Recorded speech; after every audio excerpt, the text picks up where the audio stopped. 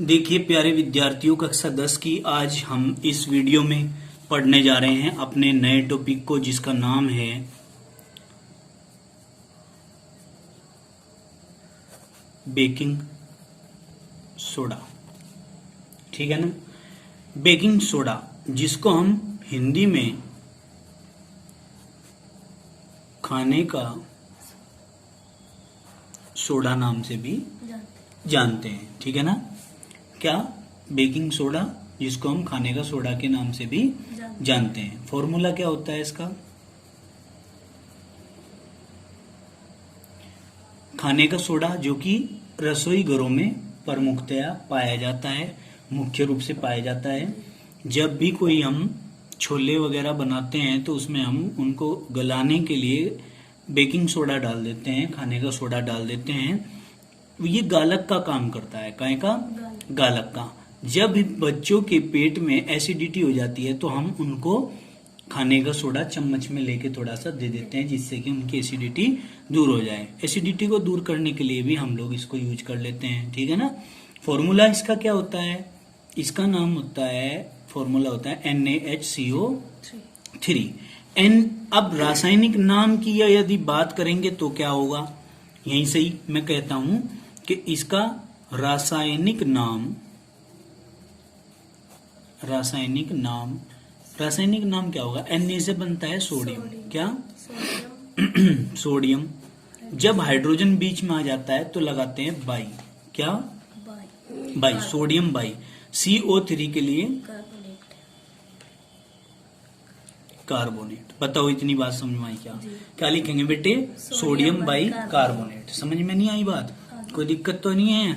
अब इसका यदि क्या निकालना पड़ जाए? Molecular weight. मोलिकुलर वेट मतलब अणु भार। यदि इसका निकालना पड़ जाए तो Na का कितना होता है? 23 प्लस हाइड्रोजन का 1 प्लस कार्बन का 12 प्लस 3 पैरा पोजीशन में है ना, गुणा में पहुंचा दो, ऑक्सीजन का 16। तो 23 प्लस 1 प्लस 12 प्लस 16 दिया 48। जोड़ो, कितना हो गया? 8 और 2 10, 10 और 1 11 और 3 14 का 4 का हासिल लगा 1, 4 और 1 हासिल वाला 5, 6 और 2 84। 84 इसका अणु भार आ जाता है। क्लियर होगी बात?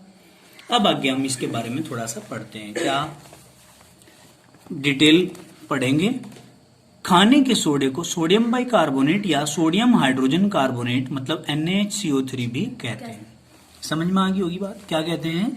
खाने के सोडे को सोडियम बाई कार्बोनेट या सोडियम हाइड्रोजन कार्बोनेट भी कहते हैं। इसका फॉर्मूला NaHCO3 होता है। बनाने की विधि क्या है?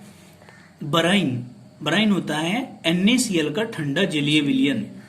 इसमें NH3 तथा CO2 प्रवाहित करने पर भी सोडियम बाइकार्बोनेट प्राप्त हो जाता है। देखिए रिएक्शन कैसे करेंगे। देखिए, हमने कहा बराइन क्या होता है?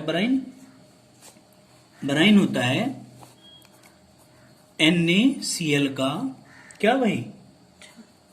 जलीय विलयन, उसी को तो बराइन कहते हैं। इसमें आपने क्या किया? NH3 मतलब अमोनिया प्लस इसमें क्या किया? CO2 प्रवाहित कर दी। CO2 प्रवाहित कर दी हमने। अब हमारे पास क्या क्या बनता है ये देखना है। देखो जरा ध्यान से समझना भाई। आप यहां से एक हाइड्रोजन दे दो इसे NH3 को, तो क्या बन गए? NH4। क्लियर? और यहां से दे दो Cl। क्लियर होगी बात? भाई NH3 एक हाइड्रोजन दे दिया, NH4 बन गया, एक Cl दे दिया, NH4Cl। अब हमारे पास क्या बचता है? Na। ठीक है, एक H,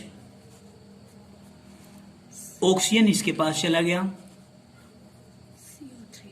क्या बना? Sodium by carbonate. यही तो बनाना था। समझ में आ गई बात? दूसरा क्या है विधि? दूसरी विधि क्या है? सेकंड मेथड हम पढ़ेंगे कि इसे Na2CO3 के संतृप्त विलयन में CO2 गैस प्रवाहित करके बनाया जाता है। क्या? Na2CO3 के जलीय विलयन में प्रवाहित करके इसे बनाया जाता है। देखो बेटे, ये Na2CO3 प्लस क्या जी, जलीय विलयन मतलब H2O मिला दो प्लस CO2 गैस प्रोवाइड कर दो इज इक्वल टू क्या बनेगा, सोडियम के कितने हैं 2, क्या करेंगे 2Na, हाइड्रोजन के कितने हैं 2, 2 एकम 2, कार्बन के कितने हैं 2, एक येरा 2 एकम 2, ऑक्सीजन के कितने हैं 3, 4 और 2 6, 2 की कितने बार गुना करोगे 6 हो जा 2 तिया 6, क्या बन गया सोडियम बाई कार्बोनेट। क्लियर होगी बात, इस तरह हम इसे बना सकते हैं। अब नेक्स्ट पढ़ेंगे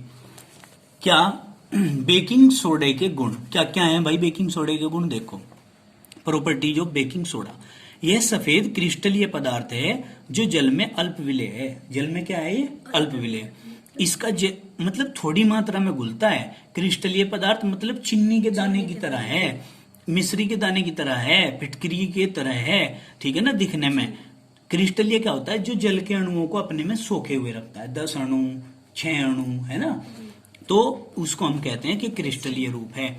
इसका जलीय विलयन अक्षारीय होता है। कैसा होता है, अक्षारीय, तथा लाल लिटमस पेपर को नीला कर देता है। ये क्या कर देता है, लाल लिटमस पेपर को नीला कर देता है। ताप का प्रभाव क्या है भाई, 100 डिग्री सेंटीग्रेड पर अगर हम इसे गर्म करते हैं तो सोडियम कार्बोनेट, कार्बन डाइऑक्साइड और जल वाष्प देता है। क्या क्या देता है, जल वाष्प, कार्बन डाइऑक्साइड और सोडियम कार्बोनेट।